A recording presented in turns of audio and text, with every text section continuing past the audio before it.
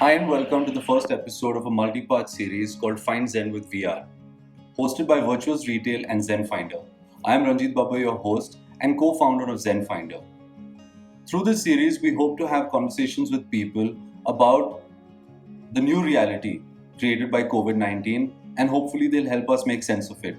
Today I'm in conversation with one such person and she's going to help us make sense of another reality created by this situation called working from home.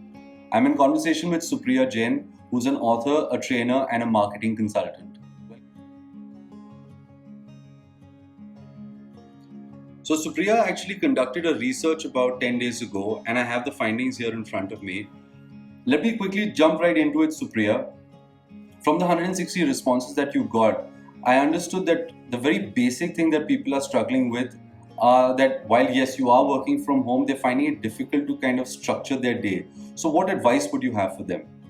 Hi Ranjit, thanks for having me over. As you rightly pointed out, structure is perhaps one of the biggest challenges people are facing today because they're not able to differentiate between work and life, and household chores are really taking their toll on people. In fact, 38% of people feel that they're working more than they were when they were actually going to office. It's also perhaps because support structures have sort of collapsed, right?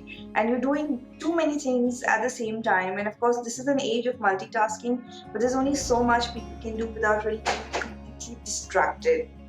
So I think one of the biggest things about putting structure in place is to divide your time into chunks and assign chunks to the things that you need to do. So, for instance, if you're working from home, you need to say, okay, here's a big chunk of time, 3 to 4 hours that I'm only going to spend on working. Here's 2 to 3 hours that I'm only going to spend on household chores. Here's 2 to 3 hours that I will only spend on family time or playing with my kids or as me time or just to relax. So putting those chunks in place and sticking to them is the best way that you can actually have some sort of semblance of structure in place in these times. Great. Thanks for that, Supriya. But that also brings me to my next question. Because what I'm understanding from what you said is that, you set aside blocks throughout the day and you kind of just focus on those specific tasks. But what I'm also hearing from other people and what I'm seeing in this research is that while you end up doing that, it actually makes your days a lot longer and that can affect your personal life. So, what advice do you have for both employers and employees on how to kind of maintain boundaries so that, they don't overstep the others? I think that's a very valid question given that Indians are notorious for not having any boundaries. We've seen that time and again in our personal lives. But now that we've had this whole work-life integration going on, it's even more difficult to sort of maintain boundaries and say, no, here's my work time, and to tell your family that please don't disturb me while I am technically in office, and to equally tell your team managers or to your colleagues that I'm done with the workday now, can we not have any more calls, or I will come back to you tomorrow or something like that. So it becomes difficult unless you do it consciously, and like I mentioned before, if you're able to put that structure, if you're able to put those chunks of time aside, it makes it easier for you to also define, decide and communicate these boundaries. Okay, thanks for that. And finally, I think the last question that a lot of people had was just how do you kind of stay motivated? And I think this is true across the board, whether you're an employer or an employee. The situation is so bleak around us at this point of time that people are just finding it difficult to just stay motivated and kind of just get through the day. So, what advice would you have for them?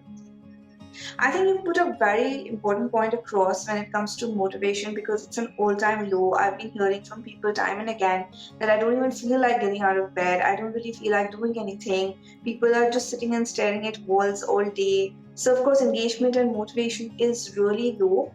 I would like to look at it from two lenses. One is, of course, self-motivation, where you have to tell yourself that this too shall pass and I need to move on and do something productive in this time frame. And the other is, of course, the onus is on the team managers to really communicate to their employees, to their teams, and sort of tell them that it's okay. These might be bad times, but we're in this together. So the whole idea is both for individuals and for team managers to really look at this as a temporary break in process or in progress, but it will get over. There will be time to move forward and move on, and that's what you need to sort of look at. So it's time to sort of reframe the problem. All right, thanks, Supriya. I think that's all the time that we have. We will, of course, recap this entire discussion and put it down in the description below for you to watch. And stay tuned because we'll be talking to a lot more interesting people in the coming weeks about these various subjects. Thanks so much for tuning in.